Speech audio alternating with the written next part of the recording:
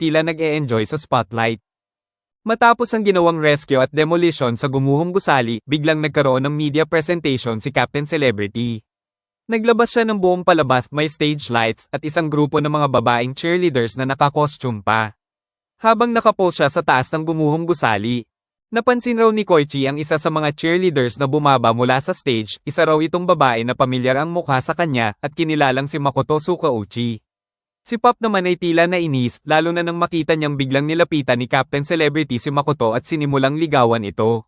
Nang makalapit si Captain Celebrity kay Makoto, pinakilala ang sarili bilang Christopher Skyline at sinabing gusto niyang i-feature si Makoto sa isang exclusive press segment na halata namang paraan lang niya para magka-date. Napansin raw ng dalawa na si Makoto ay mukhang natutuwa rin at game sa alok. Makalipas ang ilang araw, dumating raw si Captain Celebrity sa universidad kung saan nag-aaral si Makoto Tsukauchi.